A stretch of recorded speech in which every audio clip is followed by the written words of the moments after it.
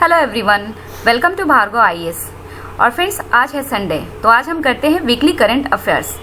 और फ्रेंड्स, मैंने इसमें पिछले वीक के मोस्ट इंपॉर्टेंट क्वेश्चन को सिलेक्ट किया है। उम्मीद है आप लोग को अच्छा लगेगा। तो स्टार्ट करते हैं वीकली करंट अफेयर्स का यह वीडियो। आज का हमारा पहला क्वेश्चन है, भारत में अभियंता दिवस यानी इंजीनियर्स डे कब मनाया जाता है?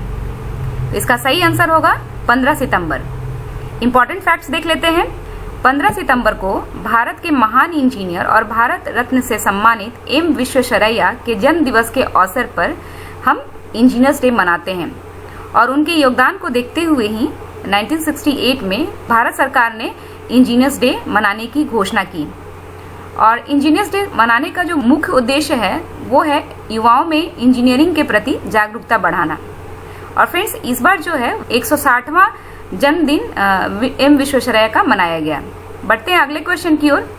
हमारा अगला क्वेश्चन है, 14 सितंबर 2021 को प्रधानमंत्री नरेंद्र मोदी ने अलीगढ़ में एक नई यूनिवर्सिटी के शिलान्यास की घोषणा की। यह यूनिवर्सिटी किसके नाम पर रखा गया? तो इसका सही आंसर होगा राजा महेंद्र प्रताप सिंह। इंपॉर्टेंट फैक्ट्स देख लेते हैं। राजा महेंद्र प्रताप सिंह के नाम पे अलीगढ़ में यूनिवर्सिटी की घोषणा नरेंद्र मोदी ने 14 सितंबर 2021 को की। फ्रेंड्स, राजा महेंद्र प्रताप सिंह से रिलेटेड कुछ इंपॉर्टेंट फैक्ट्स देख लेते हैं। राजा महेंद्र प्रताप सिंह प्रमुख स्वतंत्रता सेनानी, पत्रकार, लेखक और समाज सुधारक भी थे। और अफगानिस्तान में 1915 में उन्होंने पहला आजाद हिंद सरकार का गठन भी किया था और वो उसके राष्ट्रपति भी बने थे। बढ़ते हैं आज के अगले क्वेश्चन की ओर। हमारा अगला क्वेश्चन है, बिटकॉइन को राष्ट्रीय मुद्रा के रूप में अपनाने वाला कौन सा पहला देश बना है? तो इसका सही आंसर होगा अल सल्वाडोर। इंपॉर्टेंट फैक्ट्स देख लेते हैं। अल सल्वाडोर, जो कि मध्य अमेरिका में स्थित एक छोटा देश है और इसकी राजधानी सान सल्वाडोर है, इसने बिटकॉइन को अपना राष्ट्रीय मुद्रा घोषित किया है। बढ़ते हैं अगले क्वेश्चन की ओर। किस देश ने G20 2021 स्वास्थ्य मंत्रियों की बैठक की मेजबानी की? तो इसका सही आंसर होगा इटली। इंपॉर्टेंट फैक्ट्स देख लेते हैं। इटली ने G20 2021 स्वास्थ्य मंत्रियों की बैठक की मेजबानी की है और इसमें भारत की ओर से केंद्रीय स्वास्थ्य मंत्री मनसुख मंडाविया ने भाग लिया है। और फ्रेंड्स, G20 में 19 देश हैं और प्लस यूरोपीय यूनियन के भी देश शामिल हैं और इसकी जो स्थापना हुई थी 1999 में हुई थी। बढ़ते हैं अगले क्वेश्चन की ओर। आज का अगला क्वेश्चन है, फ्लोरेंस नाइटिंगेल अवार्ड 2021 से किसे सम्मानित किया गया? तो इसका सही आंसर होगा भानुमति धीवला। इंपॉर्टेंट फैक्ट्स देख लेते हैं। गुजरात में बड़ोदरा के सर सयाजीराव जनरल अस्पताल की नर्स भानुमति धीवला को फ्लोरेंस नाइटिंगेल अवार्ड 2021 से सम्मानित किया गया। और उन्हें यह जो अवार्ड मिला है वो कोरोना वायरस काल में बाढ़ के वक्त बिना थकान का अनुभव किए हुए अस्पताल में लगातार ड्यूटी दिए जाने के लिए दिया जा रहा है। और फ्रेंड्स, फ्लोरेंस नाइटिंगेल जो है वो एक नर्स थी और वो अपनी सेवा के लिए पहचानी जाती हैं, इसीलिए इन्हें the lady with the lamp के नाम से भी जाना जाता है। बढ़ते अगले क्वेश्चन की ओर। हमारा अगला क्वेश्चन है, बुजुर्गों की बात देश के साथ कार्यक्रम किस मंत्रालय द्वारा लॉन्च किया गया? तो इसका सही आंसर होगा संस्कृति मंत्रालय। इंपॉर्टेंट फैक्ट्स ले लेते हैं। संस्कृति एवं पर्यटन मंत्री जी किशन रेड्डी के द्वारा यह कार्यक्रम की शुरुआत की गई और इस कार्यक्रम में 95 साल से अधिक उम्र के उन वरिष्ठ नागरिकों को शामिल किया जाएगा जिन्होंने देश के 75 साल और गुलामी के 2 दशक देखे हैं। और कार्यक्रम के तहत देश के युवाओं से आह्वान किया गया है कि वे ऐसे बुजुर्गों से बातचीत करें और वीडियो राष्ट्रगान.in पर इसको अपलोड करें। बढ़ते हैं अगले क्वेश्चन की ओर। हमारा अगला क्वेश्चन है, अभ्यास शांतिपूर्ण मिशन 2021 कहाँ आयोजित होगा?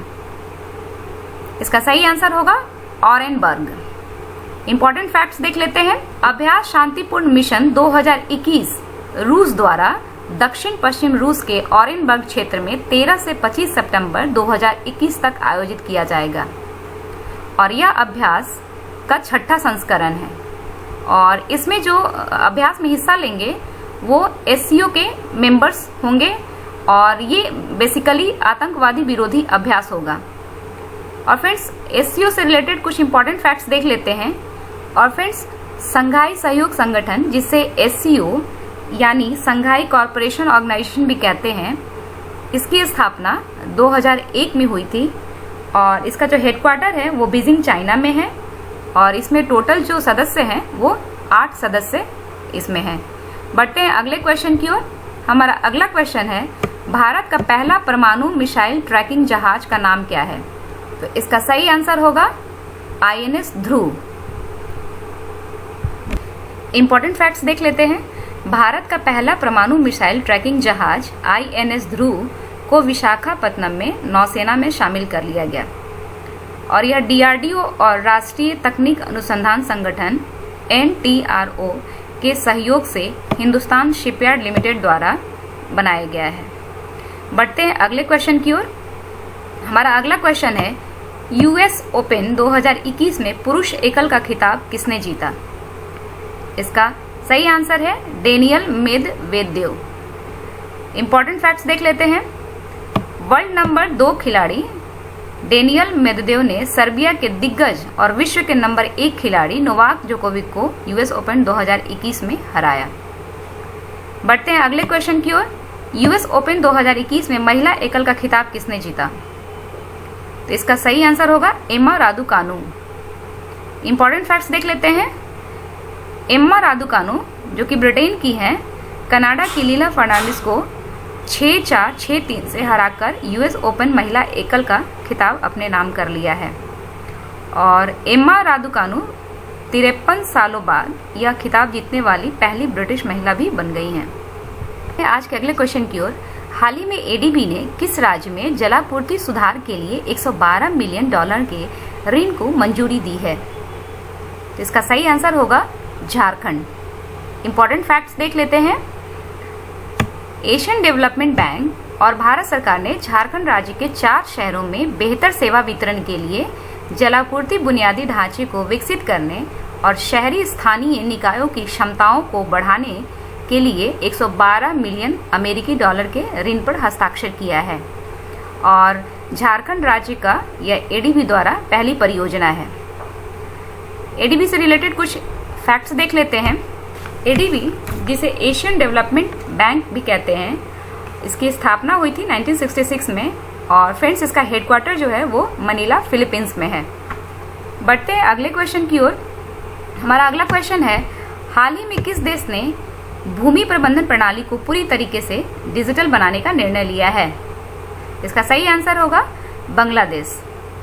बांग्लादेश ने भूमि प्रबंधन प्रणाली को पूरी तरीके से डिजिटल बनाने का निर्णय लिया है। बढ़ते हैं अगले क्वेश्चन की ओर। हाल ही में किसने GNI Google news initiative startup India lab की घोषणा की है? तो इसका सही आंसर होगा गूगल। इंपॉर्टेंट फैक्ट्स देख लेते हैं। गूगल ने देश में स्वतंत्र स्थानीय एक विषय पर केंद्रित पत्रकारिता संगठनों के लिए एक प्रोत्साहन कार्यक्रम की घोषणा की है। बढ़ते हैं अगले क्वेश्चन की ओर। अगला क्वेश्चन है, 13वां ब्रिक्स सम्मेलन की अध्यक्षता किसने की? तो इसका सही आंसर होगा नरेंद्र मोदी। इंपॉर्टेंट फैक्ट्स देख लेते हैं। भारत के प्रधानमंत्री नरेंद्र मोदी ने 13वें ब्रिक्स शिखर सम्मेलन की अध्यक्षता की और यह 13वां ब्रिक्स सम्मेलन कोरोना महामारी की वजह से वर्चुअल तरीके से ही आयोजित हुआ है। और फ्रेंड्स, ब्रिक्स से रिलेटेड कुछ इंपॉर्टेंट फैक्ट्स बता दूं।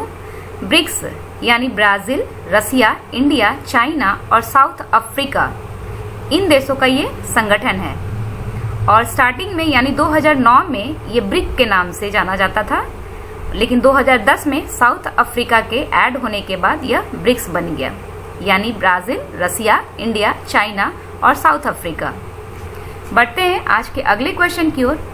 हमारा अगला क्वेश्चन है, अंतर्राष्ट्रीय ओजोन परत संरक्षण दिवस कब मनाया जाता है? तो इसका सही आंसर होगा 16 सितंबर। इंपॉर्टेंट फैक्ट्स देख लेते हैं। 16 सितंबर को पूरी दुनिया में यह विश्व ओजोन दिवस के रूप में मनाया जाता है। 19 दिसंबर 2000 को संयुक्त राष्ट्र सभा द्वारा इस दिन को मनाए जाने की घोषणा की गई थी।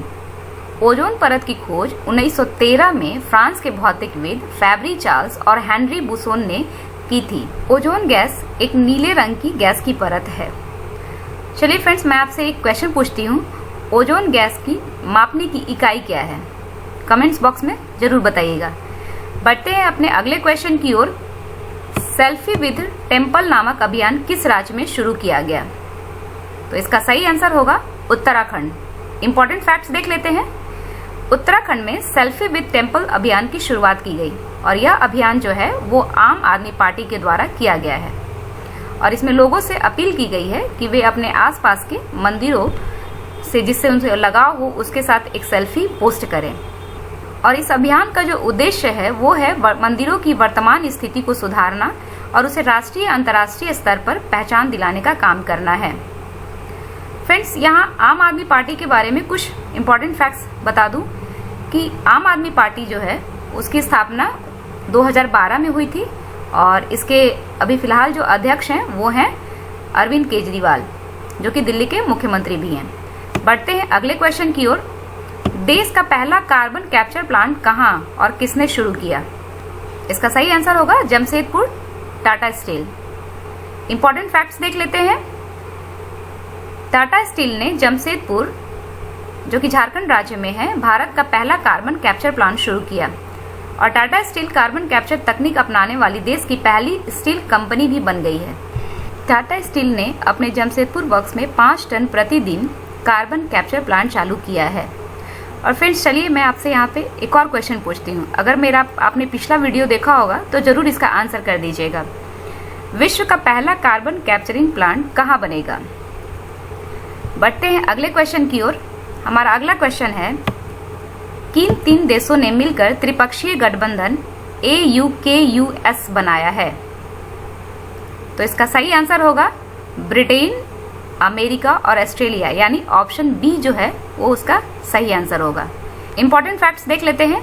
ब्रिटेन, अमेरिका और ऑस्ट्रेलिया ने हिंद प्रशांत महासागर में चीन के बढ़ते प्रभाव को रोकने के लिए एक रणनीति के रूप में महत्वपूर्ण त्रिपक्षीय सुरक्षा संगठन AUKUS की घोषणा की है। और फ्रेंड्स, इसके नाम में ही इनके देशों का भी पता चल जाता है। A से ऑस्ट्रेलिया, U से UK यानी ब्रिटेन और US से अमेरिका। बढ़ते हैं अगले क्वेश्चन की ओर। हाल ही में किस देश ने अमेरिका और ऑस्ट्रेलिया से अपने राजदूत वापस बुला लिए हैं? तो इसका सही आंसर होगा फ्रांस। इंपॉर्टेंट फैक्ट्स देख लेते हैं। फ्रांस ने पहली बार अमेरिका और ऑस्ट्रेलिया से अपने राजदूत को वापस बुला लिया है और फ्रांस ने ऐसा परमाणु पनडुब्बी सौदा रद्द करने पर अपना गुस्सा जाहिर करते हुए अमेरिका से और ऑस्ट्रेलिया से अपने राजदूत को वापस बुला लिया है। बढ़ते हैं अगले क्वेश्चन की ओर। भारत का पहला यूरो ग्रीन बॉन्ड किस कंपनी ने जारी किया?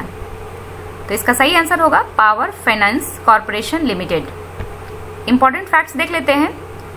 अग्रणी बिजली क्षेत्र NBFC power finance corporation limited ने सफलतापूर्वक अपना पहला यूरो ग्रीन बॉन्ड जारी किया है और यह भारत की ओर से जारी होने वाला अब तक का पहला यूरो मूल्य वर्ग का ग्रीन बॉन्ड है। बढ़ते हैं अगले क्वेश्चन की ओर। हाल ही में विराट कोहली ने क्रिकेट के किस प्रारूप से संन्यास लेने की घोषणा की है? तो इसका सही आंसर होगा T20। इंपॉर्टेंट फैक्ट्स देख लेते हैं।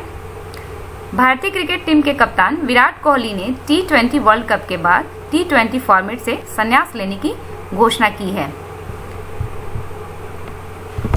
और फ्रेंड्स, विराट कोहली से रिलेटेड कुछ इंपॉर्टेंट फैक्ट्स देख लेते हैं जो अभी हाल फिलहाल न्यूज में था।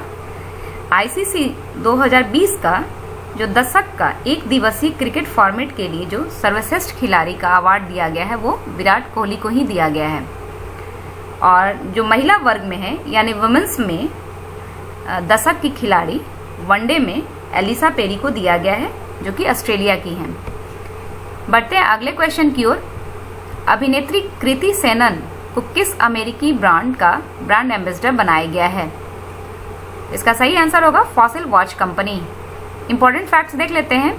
अमेरिकी वॉच कंपनी फॉसिल ने कृति सेनन को अपना ब्रांड एम्बेसडर बनाया है और फॉसिल कंपनी की स्थापना 1984 में अमेरिका के टेक्सास में हुई थी। बढ़ते हैं अगले क्वेश्चन की ओर। हाल ही में अंगचाड ने भारत की विकास दर को कितने प्रतिशत रहने का अनुमान लगाया है? तो इसका सही आंसर होगा 7.2%। इंपॉर्टेंट फैक्ट्स देख लेते हैं।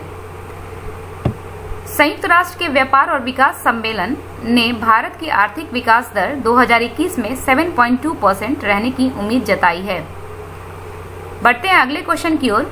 गुरु घासीदास राष्ट्रीय उद्यान को देश का 53वां राष्ट्रीय टाइगर रिजर्व बनाया गया है और यह किस राज्य में है? तो इसका सही आंसर होगा छत्तीसगढ़। इंपॉर्टेंट फैक्ट्स देख लेते हैं। गुरु घासीदास राष्ट्रीय उद्यान जो कि छत्तीसगढ़ में है, देश का 53वां राष्ट्रीय टाइगर रिजर्व बनाया गया है और छत्तीसगढ़ का यह चौथा टाइगर रिजर्व उद्यान है। बढ़ते हैं अगले क्वेश्चन की ओर। हमारा अगला क्वेश्चन है, शून्य अभियान को किसने शुरू किया है? तो इसका सही आंसर है नीति आयोग। इंपॉर्टेंट फैक्ट्स देख लेते हैं। नीति आयोग और रॉकी माउंटेन इंस्टीट्यूट ने उपभोक्ताओं और उद्योगों के साथ मिलकर शून्य प्रदूषण वितरण वाहनों को बढ़ावा देने के लिए शून्य अभियान की शुरुआत की है। बढ़ते अगले क्वेश्चन की ओर। इसरो के साथ समझौता करने वाली पहली निजी कंपनी कौन बनी है? तो इसका सही आंसर होगा sky root aerospace. Important facts देख लेते हैं। हैदराबाद स्थित एक अंतरिक्ष प्रौद्योगिकी startup sky root aerospace ISRO के साथ समझौता करने वाली पहली निजी कंपनी बन गई है, यानी एरोस्पेस पहली प्राइवेट कंपनी बनी जो कि इसरो के साथ समझौता किया है। और इसरो ने जिस कंपनी के साथ समझौता किया है उसको इसरो के ही पूर्व वैज्ञानिकों द्वारा स्थापित किया गया है, जो कि छोटे उपग्रहों को अंतरिक्ष में ले जाने के लिए रॉकेट की विक्रम श्रृंखला का निर्माण कर रहा है। बढ़ते हैं अगले क्वेश्चन की ओर। हाल ही में 2 बार की ओलंपिक चैंपियन रहे यूरिक सेडिक का निधन हो गया। ये किस देश के थे? इसका सही आंसर होगा रूस। इंपॉर्टेंट फैक्ट्स देख लेते हैं। हैमर थ्रो में 2 बार के ओलंपिक चैंपियन और विश्व रिकॉर्ड धारक के रूप में यूरिक सेडिक का दिल का दौरा पड़ने से निधन हो गया और ये रूस के खिलाड़ी थे और इन्होंने 1976 और 1980 में ओलंपिक में स्वर्ण पदक जीता था। बढ़ते हैं अगले क्वेश्चन की ओर। फीफा की ताज़ा रैंकिंग में पहले स्थान पे कौन से देश की टीम रही? तो इसका सही आंसर होगा बेल्जियम। इंपॉर्टेंट फैक्ट्स देख लेते हैं। Federation international day football association FIFA ने हाल ही में अपनी रैंकिंग जारी की है और इसमें बेल्जियम जो है वो टॉप पे रहा, जबकि सेकंड स्थान पे ब्राजील रहा और तीसरे स्थान पे इंग्लैंड की टीम रही। बढ़ते हैं अगले क्वेश्चन की ओर। हाल ही में अमेरिका की किड्स कोडिंग कंपनी टिंकर को किसने खरीदा? तो इसका सही आंसर होगा बायजू। इंपॉर्टेंट फैक्ट्स देख लेते हैं। हाल ही में बायजू ने अमेरिका के किड्स कोडिंग कंपनी टिंकर को 1500 करोड़ में खरीदा है और बायजू जो है वो भारत की एक ऑनलाइन लर्निंग प्लेटफॉर्म कंपनी है और इस साल जो है उसका 9वां अधिग्रहण है। बढ़ते हैं अगले क्वेश्चन की ओर। विश्व बांस दिवस कब मनाया जाता है? इसका सही आंसर होगा 18 सितंबर। इंपॉर्टेंट फैक्ट्स देख लेते हैं। विश्व बांस दिवस जो कि 18 सितंबर को मनाया जाता है और यह दिन बांस के फायदे के बारे में जागरूकता बढ़ाने और रोजमर्रा के उत्पादों में इसके उपयोग को बढ़ावा देने के लिए मनाया जाता है। और जो 2021 की थीम रही वो रही इस बार #प्लांट बम्बू, यानी बांस के पौधे लगाएं। बढ़ते हैं अगले क्वेश्चन की ओर। हमारा अगला क्वेश्चन है, बैंकों के फंसे हुए कर्जों यानी एनपीए को टेक ओवर कर बैड एसेट को गुड एसेट में बदलने के लिए सरकार ने कौन से बैंक का ऐलान किया है? ऑप्शन है bad bank, good bank, NPA bank और एसेट मैनेजमेंट बैंक। तो इसका सही आंसर है बैड बैंक। इंपॉर्टेंट फैक्ट्स देख लेते हैं। हाल ही में भारत सरकार ने बैड बैंक बनाने का ऐलान किया है और इसके लिए 36,000 करोड़ की गारंटी देने की मंजूरी भी दी है। बैड बैंक का काम बैंकों में फंसे कर्जे यानी एनपीए को टेक ओवर करना होगा। फ्रेंड्स यहाँ एनपीए को समझ लेते हैं। और फ्रेंड्स एनपीए जो है उसे हम नॉन परफॉर्मिंग एसेट कहते हैं। नॉन परफॉर्मिंग एसेट यानी जब कोई कर्जदार बैंक से कर्ज लेता है और उसकी ईएमआई देने में असमर्थ हो जाता है तो उस लोन अकाउंट को हम एनपीए के अंतर्गत डाल देते हैं। बढ़ते हैं अगले क्वेश्चन की ओर। हमारा अगला क्वेश्चन है, हाल ही में किस महिला को अंतर्राष्ट्रीय नागरिक उड्डयन संगठन विमानन सुरक्षा समिति की अध्यक्ष के रूप में चुना गया है? तो इसका सही आंसर होगा शेफाली जुनेजा। इंपॉर्टेंट फैक्ट्स ले लेते हैं।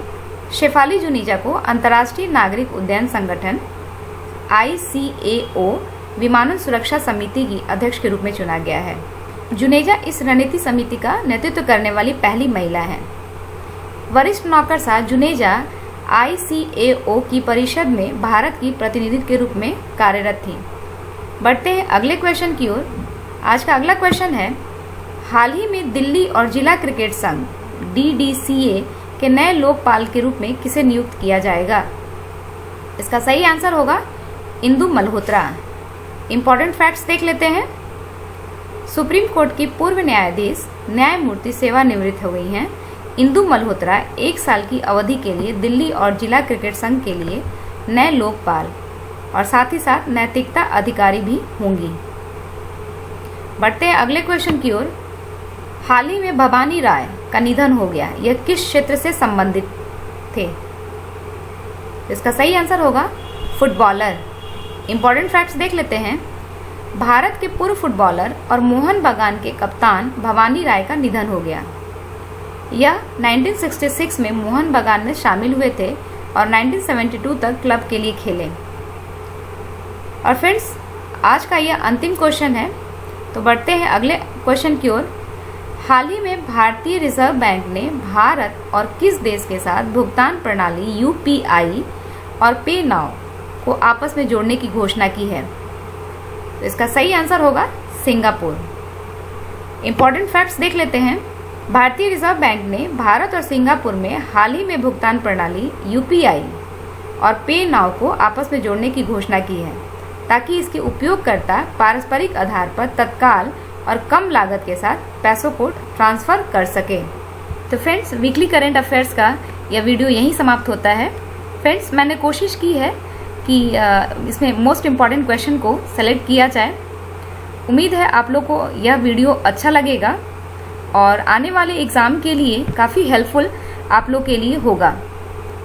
तो अगर यह वीडियो आपको अच्छा लगे तो प्लीज़ हमारे चैनल को लाइक कीजिए, सब्सक्राइब कीजिए और हाँ, अपना सजेशन देते रहिए।